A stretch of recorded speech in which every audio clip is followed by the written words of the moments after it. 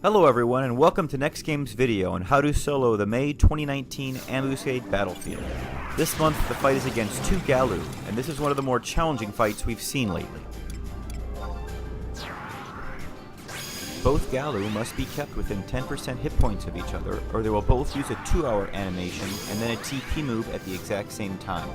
This continues until they are back within 10% hit points of each other.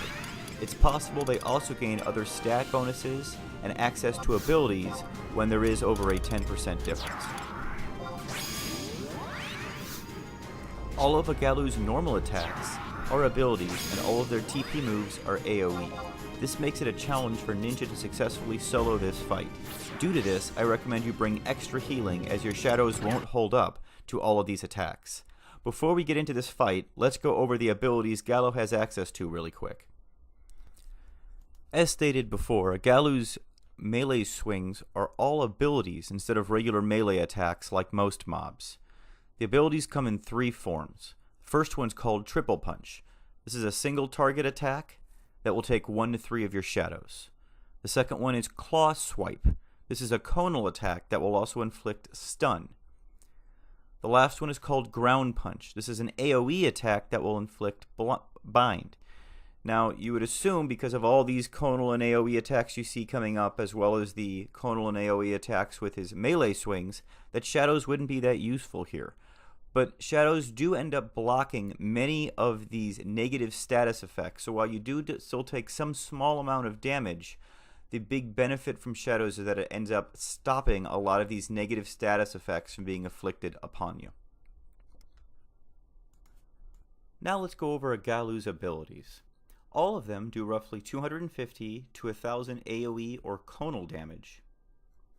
Searing Halitus, the first one, is a conal attack that inflicts burn upon you. Crippling Rhyme is a conal attack that inflicts all attributes down upon you. Bolt of Perdition is a conal attack that inflicts both mute and amnesia. Diluvial Wake is an AoE attack with defense down and magic defense down. Defesting Gale is an AoE attack that inflicts encumbrance and muddle upon you. And Carnegie Collapse is an AoE move that inflicts accuracy and magic accuracy down. Now the first three are all conal attack moves, so that means you want to make sure that you have the two Gallows facing away from your trust at all times, and those three moves will only be hitting you. However, the last three moves are all AoE and will be hitting your trust all the time. This is why we've brought in that extra healing for this fight, as there really is, even though this isn't a lot of damage that you see they're going to be taking, they'll be taking this amount of damage every few seconds. So there's going to be a lot of curing that they're going to have to keep up with. Additionally, each one of these moves is tied to a specific element. Searing Halitus is tied to fire, Crippling Rhyme to ice, Bolt of Perdition to lightning, Diluvial Wake to water, Divesting Gale to air, and Carnegie Collapse to earth. The last two we're going to go over is Oblivion's Mantle, which is tied to dark. It is an AoE damage move that inflicts weakness and a 10-second doom counter upon you. Now, I did not see him use this move at all, so I have to assume either they don't have access to it in Ambuscade, or possibly this is a move they gain access to once you get beyond that 10 hit point difference. I was only beyond that difference for a few seconds because I kind of wanted to see what happened. It's entirely possible that if I kept them raged that they gained access to this ability, which of course this could easily wipe you with just one use of it. The other move that they normally have access to is Unrelenting Brand. I did see them use this, but it was only after one of them was dead and he only had a few percent hit points left.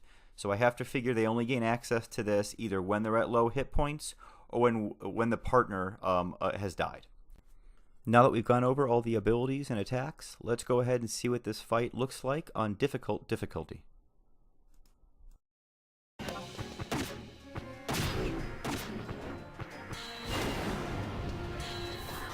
I'm using my usual set of followers with one exception.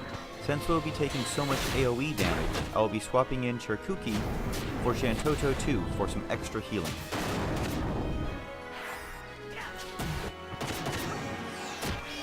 As usual, I'm using Yoran to keep me alive and quickly remove enfeebled, Koru for haste and extra cures, Olmia for March, and Seth's ability to give HP, MP, and TP to the party is critical during this fight, as your white mages will be running out of magic points very early.